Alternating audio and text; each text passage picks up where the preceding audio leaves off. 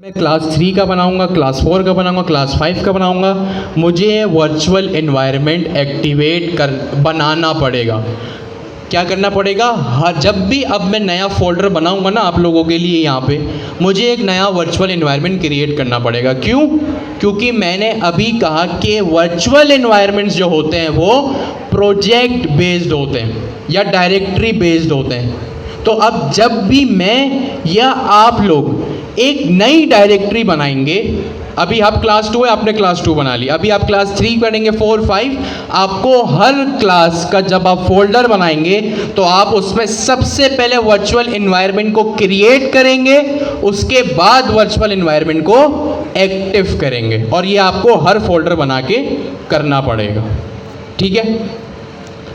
अब दूसरी चीज़, ये पहली चीज़ जो आपको हमेशा याद रखनी है, दूसरी चीज़ जो हमेशा याद रखने वाली है वो ये है, सबसे पहले वर्चुअल एनवायरनमेंट क्रिएट होगा, वर्चुअल एनवायरनमेंट एक्टिव होगा, उसके बाद आप कोई पैकेज को इंस्टॉल करेंगे। वरना अक्सर बिगनर्स क्या करते हैं कि पहले पैकेज इंस्टॉल करते हैं और उसके बाद वर्चुअल एनवायरनमेंट बनाते हैं। अब यहाँ पे डिफरेंस समझने वाला ये है कि जब आप वर्चुअल एनवायरनमेंट के बगैर, गौर से सुनिएगा, जब आप वर्चुअल एनवायरनमेंट के बगैर किसी कमांड को चलाते, किसी पैकेज को इंस्टॉल करते, तो वो आपके लैपटॉप में, मशीन में ग्लोबली इंस्टॉल होता है। किस तरह इंस्टॉल होता है? ग्लोबली इंस्टॉल होता है। लेकिन जो वर्चुअल एनवायरनमेंट है वो आपके प्रोजेक्ट बेस्ड में, आपके डायरेक्टरी बेस्ड में बनता है। और जो आपका वर्चुअल एनवायरनमेंट जो आपने अभी क्लास 02 के फोल्डर में बनाया, वो किसी भी ग्लोबल डिपेंडेंसी को नहीं जानता। इस बात को ज़हन में रखिएगा। अगर आपका ये सवाल है ना कि भाई जब ग्लोबल इंस्टॉल कर लिया तो वर्चुअल एनवायरनमेंट में क्यों हम दोबारा इंस्टॉल करें, आप ये सवाल पूछ सकते हैं। तो जो आपके वर्चुअल एनवायरनमेंट्स होते हैं वो आपके ग्लोबल डिपेंडेंसीज को नहीं जानते। ठीक है? क्योंकि पाइथन, फिर आप पूछेंगे पाइथन को किस तरह जानते हैं, क्या मुझे पाइथन भी बार बार इंस्टॉल करना पड़ेगा? तो पाइथन आपका डायरेक्ट जब आप इंस्टॉल करते हैं ना, तो डायरेक्ट आपके सिस्टम में जो इन्वायरमेंट वेरिएबल्स होते हैं ना, वहाँ पे जाके बैठ जाता है।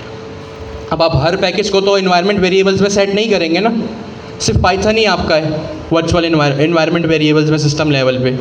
तो यहाँ पे यही काम हो रहा है, पाइथन के अलावा वो कुछ भी इंस्टॉल कर लेगा। तो क्लास 02 में मैं आया, मैं अपने करेक्ट डायरेक्टरी में हूँ। अभी चले मैं आपको ये काम करके बताता हूँ। लास्ट टाइम हमने एक लाइब्रेरी इंस्टॉल की थी ना, ओपन एजेंट्स की, मैंने यहाँ पे बना दिया main.py, और main.py में आके मैंने लिख लिया फ्रॉम एजेंट्स इंपोर्ट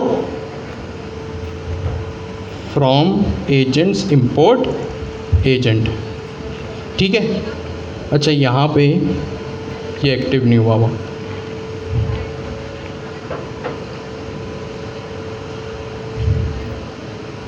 थोड़ा सा मैं इसको जूम आउट किया,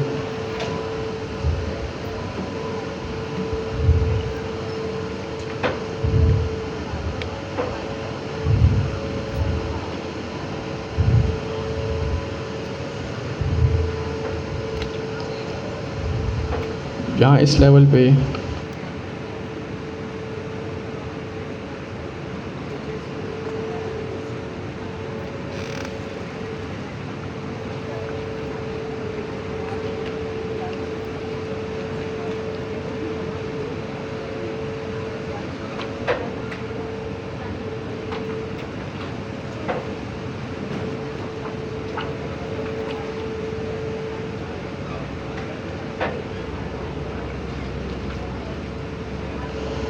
अच्छा जी। तो वर्चुअल इन्वायरमेंट्स में ऑलरेडी एक्टिव कर चुका था, तो यहाँ पे जो है वो मेरे पास एरर नहीं आया। अगर आप इसको नहीं करते ना तो आपके पास आ जाता। अब हम आते हैं अपनी जो है वो मेन पढ़ाई पे, फ्रॉम एजेंट्स इंपोर्ट एजेंट। ठीक है?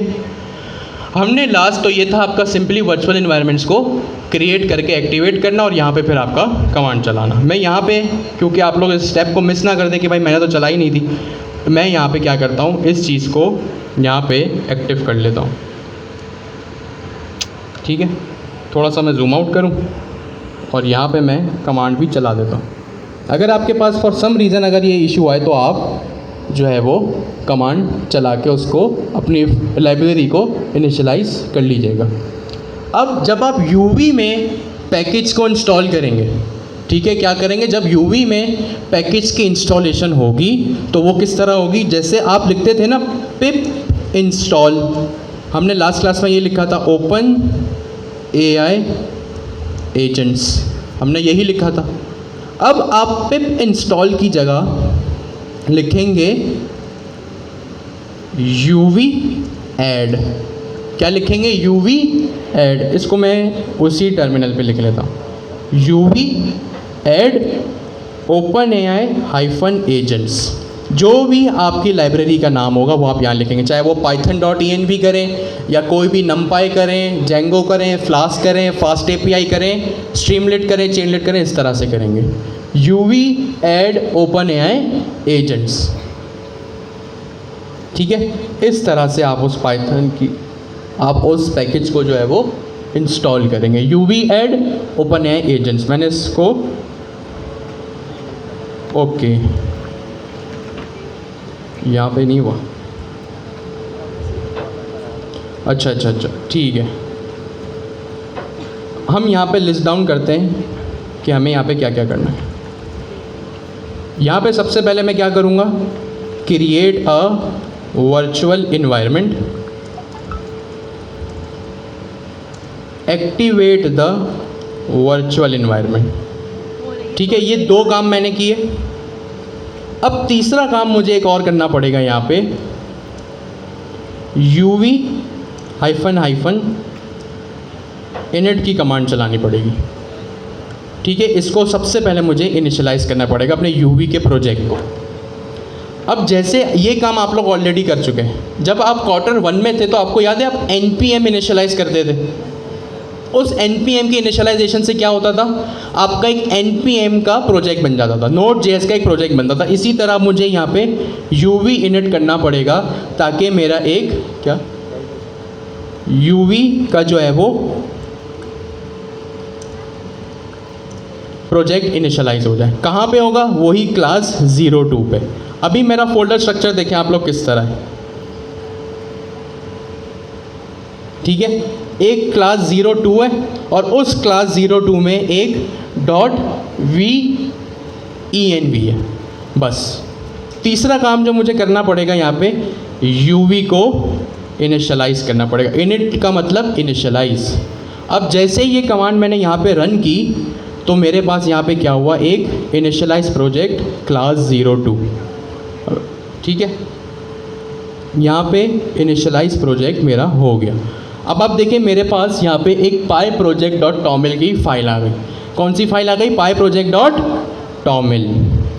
ये pyproject.toml वो ही फाइल है जो npm या next.js के केस में package.json होती थी। इस पूरी फाइल में जो है वो आप लोगों की डिपेंडेंसीज मैनेज होंगी। क्या होंगी, डिपेंडेंसीज मैनेज होंगी। और यहाँ डिपेंडेंसी का एरे है, लिस्ट है। ये पैकेज जेसन में भी होता था, डिपेंडेंसीज का एक ऑब्जेक्ट जेसन ऑब्जेक्ट होता था। यहाँ पे ये वही चीज़ है। तो ये 3 काम हमें करने पड़ेंगे। अब मैं कमांड चला के देखता हूँ, UV add open AI agents. अब मेरी लाइब्रेरी यहाँ पे इंस्टॉल होने लगी। ठीक है, मेरी ओपन AI एजेंट्स की लाइब्रेरी यहाँ पे इंस्टॉल हो रही है। तो 3 काम हमने करने पड़ेंगे हर क्लास में आने से पहले। वर्चुअल इन्वायरमेंट क्रिएट करना पड़ेगा, वर्चुअल इन्वायरमेंट एक्टिव करना पड़ेगा और यूवी का प्रोजेक्ट इनिशियलाइज करना पड़ेगा। ये 3 ही काम है ना अहमद भाई, चौथा तो नहीं है। अच्छा, इसमें एक और चीज़ ये है कि जहाँ पर आपका वर्चुअल एनवायरनमेंट एक्टिवेट होगा वहीं पर ही आपको इंस्टॉल करना है। उससे होगा क्या कि आपके स्पेसिफिक वर्चुअल एनवायरनमेंट में जाके इंस्टॉल होगी चीज़। अगर आप लेट्स सपोज़ यहाँ पर कर देते हैं, सेम फोल्डर है लेकिन यहाँ पर आपका प्रीफिक्स के अंदर एक्टिवेट नहीं है एनवायरनमेंट, तो वो फिर वही काम करेगा जो सर ने बताया था कि वो सिस्टम में इंस्टॉल कर देगा, इस वर्चुअल एनवायरनमेंट में नहीं करेगा। तो आपको ये मेक श्योर करना है कि आपका वर्चुअल एनवायरनमेंट एक्टिव हो, और एक्टिव होने के बाद ही जो भी इंस्टॉलेशन है आप करोगे तो वो उस वर्चुअल एनवायरनमेंट के अंदर चली जाएगी। ठीक हो गया जी। यहाँ पे हमने क्या किया, यहाँ पे वर्चुअल एनवायरनमेंट को क्रिएट किया, एक्टिव किया, यूवी का प्रोजेक्ट इनिशियलाइज किया, एंड एट लास्ट अपनी जो है वो हमने स्टार्ट इंस्टॉलिंग पैकेजेस। इन 4 पॉइंट्स को प्लीज़ सब नोट कर लें ताकि किसी से कुछ मिस ना हो जाए। जी थोड़ा ज़ोर से। नहीं, एनाकोंडा, पिप, ENV, पोइट्री अब हम कुछ यूज़ नहीं करेंगे, डायरेक्ट यूवी करेंगे। यूवी 2 काम करता है, पैकेज मैनेजमेंट भी करेगा, डिपेंडेंसीज मैनेजमेंट भी करेगा, और पैकेज या डिपेंडेंसीज मैनेज करेगा, वर्चुअल एनवायरनमेंट भी खुद बनाएगा। कोंडा से भी यही होता है कि जो है वो आपका वर्चुअल एनवायरनमेंट वो एक्टिव करता है और उसी तरह आपकी सब चीज़ें चलती हैं। बस अब कोंडा, पिप, ENV, पोइट्री को रिप्लेस करके यहाँ पे यूवी यूज़ हो रहा है जी। और ये फास्ट भी है क्योंकि रस्ट यूज़ हो रहा है।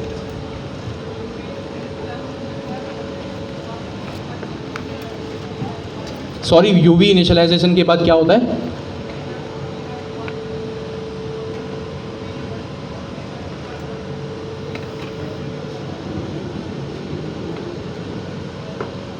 जी वो भी कर देगा।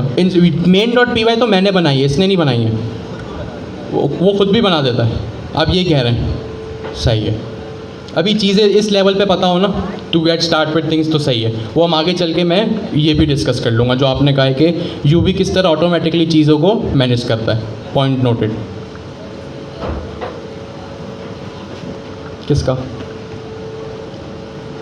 कर सकते हो, ये वर्चुअल एनवायरनमेंट है, आप इसको 3 पॉइंट अप डाउनग्रेड अपग्रेड जो करना है करो, सही है।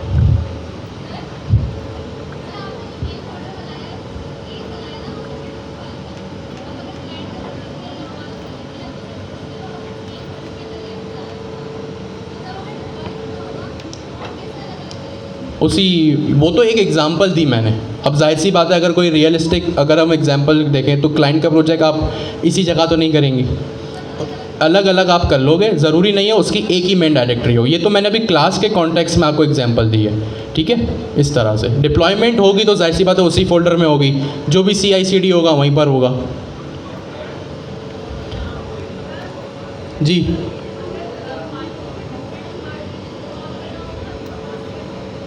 पाइथन का डिफरेंट वर्जन भी जो है वो इसी लेवल पे आप कर सकते हो, इसी एनवायरनमेंट में रहते हुए। पाइथन का हो गया आपका जो है वो कोई भी लाइब्रेरी हो गई, ठीक है, कोई नमपाई हो गया, जेंगो हो गया, फ्लास्क हो गया, फास्ट API हो गया। यहाँ पे हो सकता है मेरे पास 2 फोल्डर है ना, अभी हो सकता है मेरे पास, और मैं दोनों जगह OpenAI एजेंट्स मैंने लास्ट क्लास में भी इंस्टॉल किया था। देखिए जब मैंने OpenAI एजेंट्स की लाइब्रेरी को इंस्टॉल किया तो यहाँ पे ये वर्जन आ गया, ठीक है, आपके सामने है ना। पहले डिपेंडेंसीज की एम्प्टी लिस्ट थी, अब इसमें OpenAI एजेंट्स की लाइब्रेरी आ गई। यहाँ पे इसका क्या वर्जन है, 0.016। लास्ट क्लास में या मैं फ्यूचर में जो इंस्टॉल करूँगा वो 0.14 भी मैं कर सकता हूँ अलग अलग फोल्डर्स में रहते हुए। अब ये हर जगह अलग अलग फोल्डर है ना, तो कोई जो है वो एक दूसरे से कॉन्फ्लिक्ट नहीं करेगा, सही है, कोई किसी से कॉन्फ्लिक्ट नहीं करेगा। और इस वर्चुअल एनवायरनमेंट की ख़ास बात यही है कि ग्लोबल डिपेंडेंसीज को जो है वो आसपास नहीं जानता, तो उनकी जो है वो कॉन्फ्लिक्ट ब्रेकिंग चेंजेस भी नहीं आते यहाँ पे।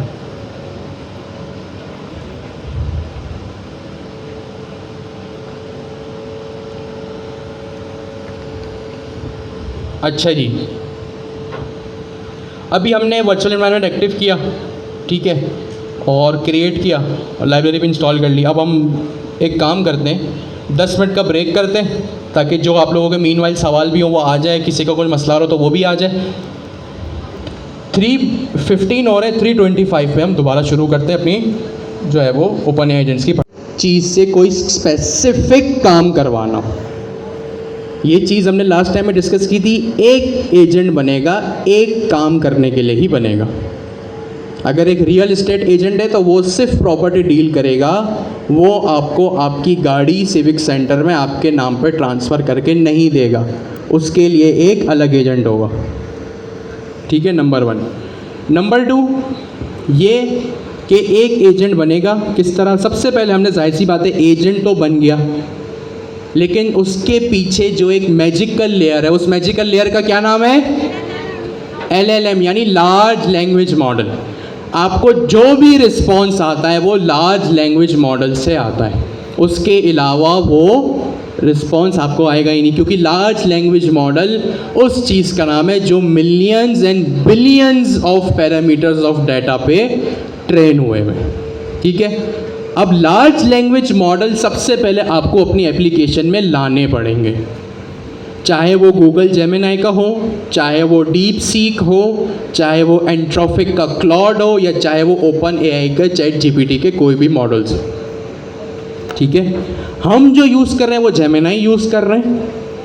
ठीक है, जेमिनाई इसलिए क्योंकि वो फ्री है। आप कोई भी यूज़ करना चाहें, अगर आपको कोई पेड वर्जन यूज़ करना है चाहे ओपन AI चैट GPT का, तो आप वो भी जो है वो 5700 का रिचार्ज जो है वो कर सकते हैं।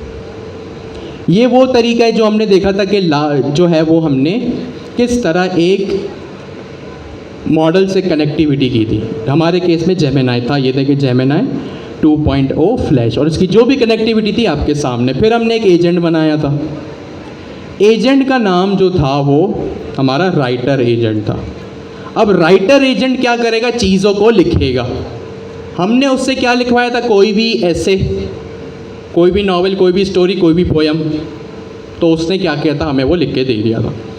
ठीक है, और हमने इसको एक इंस्ट्रक्शंस पास किए थे। दीज इंस्ट्रक्शंस आर जो है वो आर द सिस्टम प्रॉम्प्ट्स, कह सकते हैं इसको सिस्टम प्रॉम्प्ट। ये जो है वो हमारे सिस्टम प्रॉम्प्ट्स होते हैं कि भाई आप ये चीज़ हो, आपको ये काम करना है। इस इंस्ट्रक्शंस के पैरामीटर में आपकी सारी जो है वो प्रॉम्प्ट इंजीनियरिंग का गेम आता है, जो हम आगे चल के देखेंगे।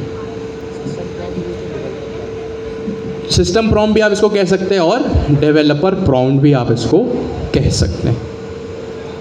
आगे चल के हम इसको और रिफाइन करेंगे। अभी मैंने सिंपल लिखा है कि भाई आप एक एजेंट हो जो कि यूज़र की क्वेरी को आंसर करता है। ठीक है, ये हमने एक एजेंट बनाया। एक एजेंट एक ही काम जो है वो करेगा, इसका नाम था राइटर एजेंट। आपने LLM से कनेक्टिविटी कर ली, लार्ज लैंग्वेज मॉडल से, जो आपको डाटा ला के देगा, क्योंकि वही millions and billions of data पे ट्रेन हुआ है। नंबर 2, एजेंट बन गया, LLM से कनेक्टिविटी हो गई। अब उस एजेंट को चलाने के लिए चाहिए होते हैं रनर्स। क्या चाहिए होते हैं? रनर। रनर हमारे पास एक क्लास है ओपन है एजेंट्स SDK की तरफ से।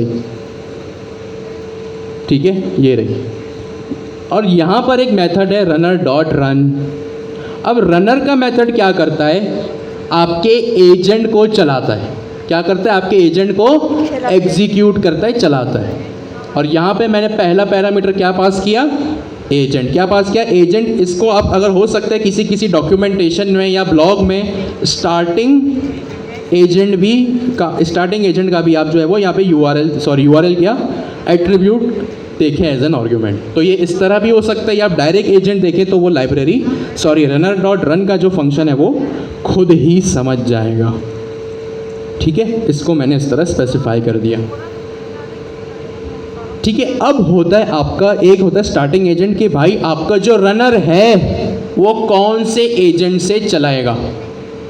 भाई कौन, अभी आप सवाल पूछ सकते हैं यार कौन से एजेंट से, मतलब एजेंट ही तो है, तो लिख दो ठीक है एजेंट। बट आगे चल के जब मल्टी एजेंट्स का जब आपके पास कॉन्सेप्ट आएगा, मल्टी मतलब एक से ज़्यादा, जब आपके पास मल्टी एजेंट्स का कॉन्सेप्ट आएगा तो क्या होगा? आपको स्टार्टिंग एजेंट जो है वो एज अ डेवलपर काम आएगा। अगर आप उसको उस केस में भी नहीं बताएंगे तो वो चल जाएगा, बट चीज़ें क्योंकि आपको पढ़ के समझ आ जाए तो स्टार्टिंग एजेंट का आप यहाँ पे पास कर दें एट्रीब्यूट या की पास कर दें। फिर आपने पास एक चीज़ होती है इनपुट। इनपुट होता है आपका यूज़र इनपुट। क्या होता है? आपका यूज़र इनपुट, यानी कि भाई मुझे जो है वो एक क्या करो? राइट एन ऐसे ऑन environment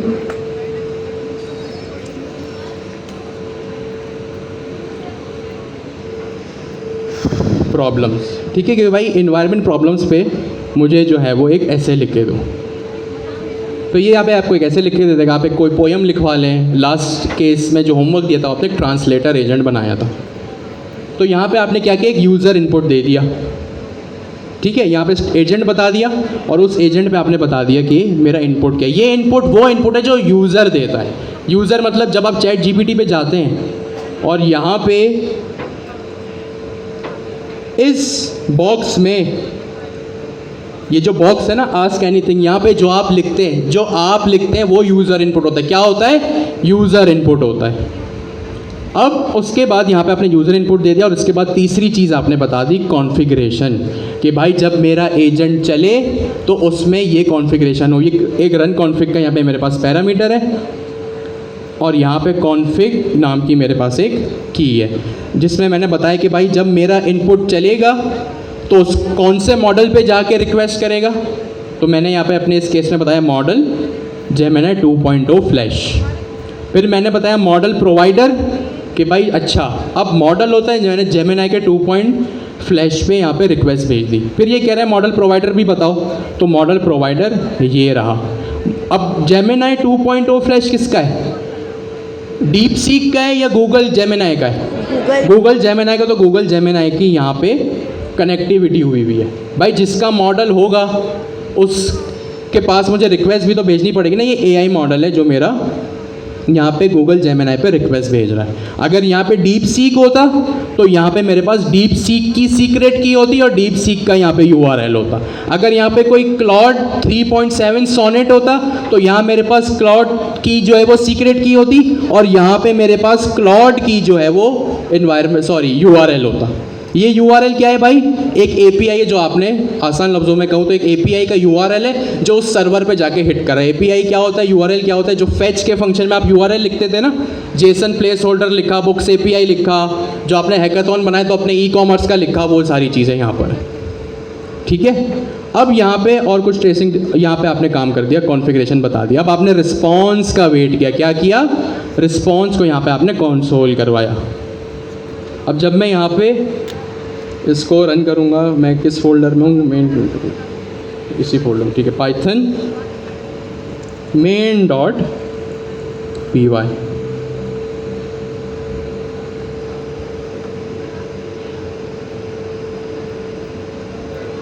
क्लास 2 में ना, ये भी क्लास 2, पिछली क्लास का कोड मैंने आज वाली डायरेक्टरी में कॉपी कर दिया।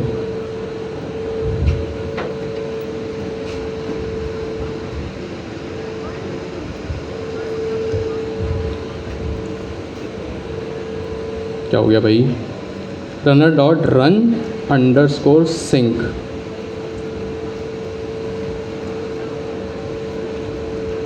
ठीक है, ये मैंने runner.run किया तो इसने मुझे एक ये वाला मैसेज दे दिया, एजेंट मेरा चल गया। अच्छा भाई मैसेज भी आ गया, अभी हम इसको डिस्कस करते हैं। अब मैंने रन सिंक कर दिया, इसको चलाया,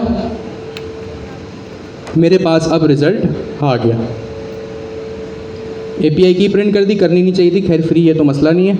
अब ये रिक्वेस्ट गई है मेरे मॉडल पे और यहाँ पे मेरे पास जो है वो इसने कह दिया फुलफिल रिक्वेस्ट।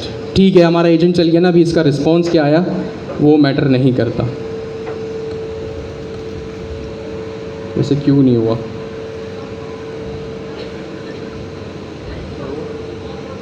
नहीं, रिस्पॉन्स में इसने जो मुझे फाइनल रिज़ल्ट दिया, उसने कहा कि मैं आपके रिक्वेस्ट को जो है वो अभी चला नहीं सकता। दोबारा करते हैं कि भाई क्यों नहीं चला सकते आप। राइट 3 sentences या what is Next.js app router. अरे उसको एजेंट ही लिखा है, हेलुसिनेशन का बना के बस इसको मैंने। और यहाँ पे मैंने क्या किया, इसको स्टार्टिंग एजेंट की जो मैंने की असाइन की है ना, इसको मैं रिमूव करके देख लेता हूँ। मे बी इसकी वजह से कोई मसला कर रहा हूँ।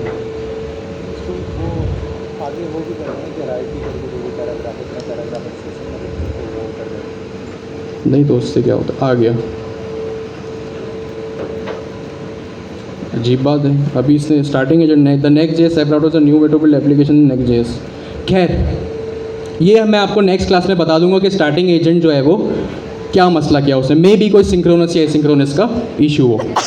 अच्छा जी, अभी हमारा यही डिस्कशन है। तो मैंने इसको एक इंस्ट्रक्शंस दिए, ये इंस्ट्रक्शंस एजेंट के लिए बहुत ज़रूरी होते हैं। मैंने इसको क्या इंस्ट्रक्शंस दी, your task is to answer user query, कि भाई आपका जो टास्क है वो यूज़र क्वेरी को आंसर करना है।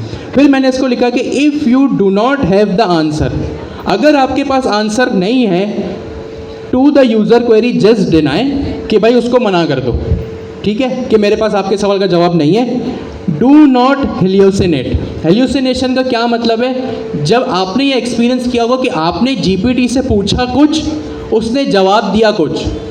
अब जीपीटी है ना, कुछ भी क्या करेगा कि जो है वो आपको जवाब बना के ज़रूर देगा। जैसे स्टूडेंट्स अक्सर करते हैं ना, यार घुमा फिरा के बता दो, आंसर छोड़ के नहीं आना, ये वही काम करेगा कि आंसर मैं नहीं छोड़ूंगा, घुमा फिरा के कुछ भी बोल ज़रूर दूंगा। इस चीज़ को कहते हैं हेल्यूसिनेशन, यानी अपनी मर्ज़ी से कुछ भी ईजाद कर दिया अजीबोगरीब, ठीक है। अब यहाँ पे मैंने इसको फिर एक, ये एजेंट का इंस्ट्रक्शंस था, क्या था, एजेंट का इंस्ट्रक्शन। अब ये बहुत ज़रूरी होता है, जब भी आपका ये एजेंट चलेगा, आपका जो ओपन है एजेंट्स का फ्रेमवर्क है वो यहीं से इसको पिक करेगा। और यहाँ पे अब मैंने लिख दिया what is Next.js app router, तो यहाँ पे इसने मुझे ये पूरा जो है वो एक पैराग्राफ लिख के दे दिया कि नेक्स्ट.js ऐप राउटर ये चीज़ें, और ये जाहिर सी बात है आप लोगों को पता भी है, तो आप लोग इसको वेरीफाई कर सकते हैं। अच्छा, अब यहाँ पे जो मेन चीज़ जो हमारी समझने वाली है वो रनर डॉट रन सिंक और रनर डॉट, हमारे पास दो मेथड्स हैं यहाँ पे, एक runner dot run underscore sync और दूसरी चीज़ है हमारे पास रनर डॉट रन। सबसे पहले हम इसको डिस्कस करते हैं। रनर डॉट रन सिंक, इसके नाम में ये ना सिंक है, इसका मतलब ये है सिंक्रोनस। क्या है, सिंक्रोनस का मतलब जो 1 by 1 चले, क्या करे, जो 1 by 1 चले। और जो रनर डॉट रन है वो है एसिंक्रोनस। क्या चीज़ है, एसिंक्रोनस, मतलब जो है वो एसिंक्रोनसली चलेगा, यानी एग्जीक्यूशन में उसके जो है वो टाइम होगा, डिले करेगा। वो उसको क्या करेगा, जो आपने एसिंक्रोनस कॉल है जो उसके एग्जीक्यूशन में डिले आएगा, उसको अवेट करना पड़ेगा, और जो है वो आगे अपने प्रोग्राम को रोकेगा नहीं, कॉनकरेंटली वो चीज़ें चलती रहेंगी। कॉनकरेंटली का मतलब पैरेलल में। अब रनर डॉट रन सिंक, अब सवाल ये है कि एक सिंक्रोनस है, दूसरा एसिंक्रोनस है। सबसे पहले इसमें ये सवाल आता है कि इन दोनों में डिफरेंस क्या है, एक तो सिंक्रोनस और एसिंक्रोनस। तो इस तरह के काम जो है ना ये होते सीक्वेंशियल, जब मल्टी एजेंट हो और एक एजेंट दूसरे एजेंट पे जो है वो डिपेंड करता हो उसका रिजल्ट रिस्पॉन्स। भाई अगर राइटर एजेंट, गौर से सुनिएगा, अगर राइटर एजेंट ऐसे लिखेगा उसके बाद ही तो एनालाइजर एजेंट उसको एनालाइज करेगा, उसके पहले वो कैसे कर लेगा। तो इस तरह के केस में जो काम होता है वो रन सिंक का होता है, ठीक है। अच्छा, मैंने एक बात कही कि जब मल्टी एजेंट, तो ये मत सोच लीजिएगा कि जब भी मल्टी एजेंट होगा तो वो जो है वो सिंक्रोनस ही होगा, वो एसिंक्रोनस भी हो सकता है, ठीक है भाई। अब ये सीक्वेंस, अब आपको सोचना पड़ेगा कि कब क्या यूज़ करना है। क्या आप जो काम करवा रहे हैं वो सीक्वेंशियल है या पैरेलल है। आपने ऐसे लिखा, उसके बाद ही वो एनालाइज होगा, ये सीक्वेंशियल प्रोसेस है या पैरेलल, सोच के बताएं। सीक्वेंशियल है क्योंकि वो डिपेंडेंसी है उसकी उस पर। अगर मैं आपसे पूछूं कि 2 + 2 सही है, मैंने अपने आपको एक इनपुट दिया कि 2 + 2 कि what is 2 + 2 and multiply that answer by 4। गौर से सुनिएगा, मैंने आपसे पूछा व्हाट इज 2 + 2, फिर मैंने आपसे पूछा मल्टीप्लाई दैट आंसर बाय 4।